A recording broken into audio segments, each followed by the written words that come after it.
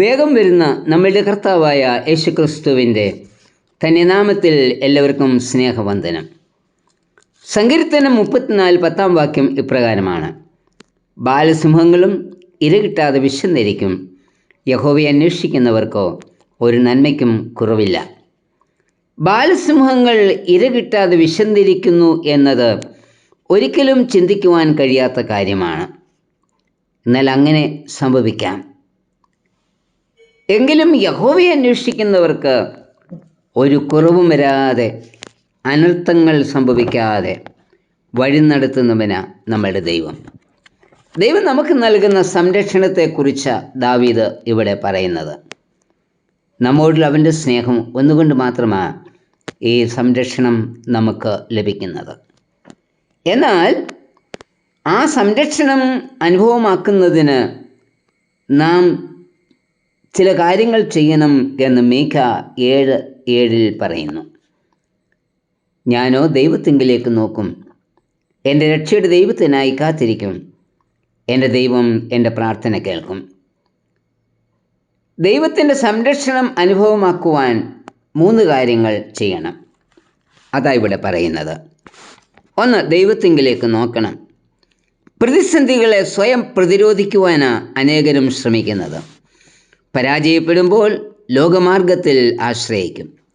ദാവീദ് പറയുന്നത്, ചിലർ രഥങ്ങളിലും കുതിരകളിലും ആശ്രയിക്കുന്നു. സങ്കീർത്തനം 20:7.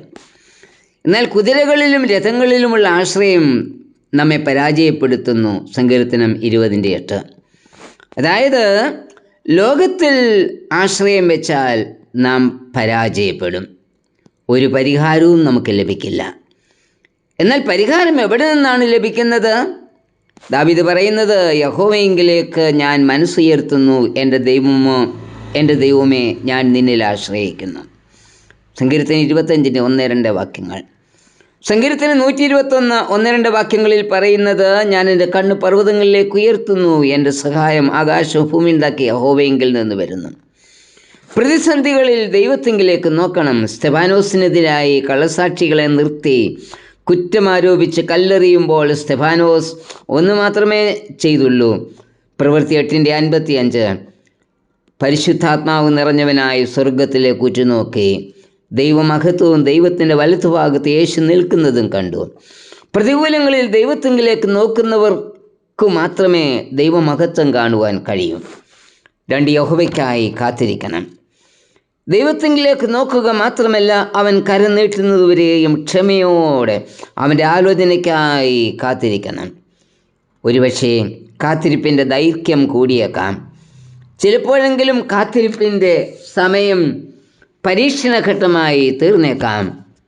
പൈശാചികൻ പല സംശയങ്ങളും നമ്മളുടെ ചിന്തകളിൽ കൊണ്ടുവരും. യഹോവയ്ക്കായി കാത്തിരിക്കുന്നത് വെറുതെ, അത് മതിയെന്ന് പറയും. എങ്കിലും പിന്മാറരുത്, യഹോവയ്ക്കായി കാത്തിരിക്കണം. യഹോവയുടെ ആലോചന ലഭിക്കുന്നതിന് വേണ്ടി ദാനിയേൽ സ്വാദുഭോജനം ഒന്നും കഴിക്കാതെ 21 ദിവസം കാത്തിരുന്നുവെന്ന ദാനിയേൽ 10:2-3 വാക്യങ്ങളിൽ പറയുന്നത്. 10:12 വായിക്കുന്നത്, 21-ാം ദിവസം ദാനിയേലിന് മറുപടിയുമായി ഗബ്രിയേൽ ദൂതൻ വന്നു. ജീവനുള്ള ദൈവത്തിൻ്റെ ദാസനായ ദാനിയേൽ പ്രാർത്ഥനയ്ക്ക് മറുപടി ലഭിക്കാനായി 21 ദിവസം കാത്തിരുന്നുവെങ്കിൽ നാം എത്രയധികം കാത്തിരിക്കണം. ഇസ്രായേലിലെ രാജാവ് ദാവീദ് പറയുന്നത്, ഞാൻ യഹോവയ്ക്കായി കാത്തിരുന്നു, അവനെങ്കിലേക്ക് ചാഞ്ഞെൻ്റെ നിലവിളി കേട്ടു. 40:1. പ്രതികൂല സാഹചര്യങ്ങളിൽ നിന്ന് വിടുവിക്കുന്ന ദൈവത്തിനായി നമുക്ക് കാത്തിരിക്കാം. 3, യഹോവയോട് പ്രാർത്ഥിക്കണം. പ്രാർത്ഥന കേട്ട് പ്രതിഫലം നൽകുന്നവനാണ് നമ്മളുടെ ദൈവം. നമ്മളുടെ കരച്ചിലിൻ്റെ ശബ്ദവും അപേക്ഷയും കേട്ട് പ്രാർത്ഥന കൈക്കൊള്ളുന്ന ദൈവം. സങ്കീർത്തനം 6:8-9 വാക്യങ്ങൾ. പ്രാർത്ഥന വിശ്വാസത്തോടു കൂടെ ആയിരിക്കണം, അപ്പോഴാണ് ഉത്തരം ലഭിക്കുന്നത്. വിശ്വാസത്തോടു കൂടിയ പ്രാർത്ഥന അത്ഭുതം സൃഷ്ടിക്കുന്നു. ഹെരോദ രാജാവ് സഭയെ പീഡിപ്പിക്കുകയും യോഹന്നാൻ്റെ സഹോദരനായ യാക്കോബിനെ വാൾ കൊണ്ട് കൊല്ലുകയും ചെയ്തതിനു ശേഷം പത്രോസിനെയും തടവിലാക്കി. ഈ സമയം സഭ ശ്രദ്ധയോടെ പത്രോസിനു വേണ്ടി പ്രാർത്ഥിച്ചു. 2 ചങ്ങലകളാൽ ബന്ധിക്കപ്പെട്ട് കാരാഗൃഹത്തിൽ പടയാളികളുടെ നടുവിൽ ഉറങ്ങിക്കിടന്ന പത്രോസിനു വേണ്ടിയുള്ള പ്രാർത്ഥന ദൈവം കേട്ടു. തൻ്റെ ദൂതനെ അയച്ച് അവനെ വിടുവിച്ചു. പ്രവൃത്തി 12:1 മുതൽ 10 വരെയുള്ള വാക്യങ്ങൾ. പ്രാർത്ഥനയ്ക്ക് മറുപടി ലഭിച്ച അനേക അവസരങ്ങൾ നമ്മളുടെയും ജീവിതത്തിൽ ഉണ്ടായിട്ടില്ലേ? പ്രതികൂലങ്ങൾ ജീവിതത്തിൽ വരുന്നതിന് മുൻപേ പ്രാർത്ഥന ജീവിതത്തിൻ്റെ അനുഭവമാക്കുന്നവർക്ക് മറുപടി ലഭിക്കുന്നത്. പ്രാർത്ഥന അനുഭവമാക്കാത്തവർ പ്രതിസന്ധികളിൽ പ്രാർത്ഥിക്കുവാൻ മറന്നുപോകും.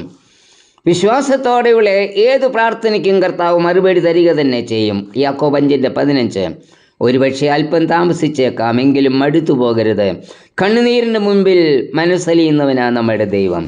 കർത്താവേ, പ്രതികൂലങ്ങളിൽ പതരാതെ ശ്രദ്ധയോടെ പ്രാർത്ഥിപ്പാനുള്ള വിശ്വാസം എനിക്കും തരണമേ. ആമേൻ.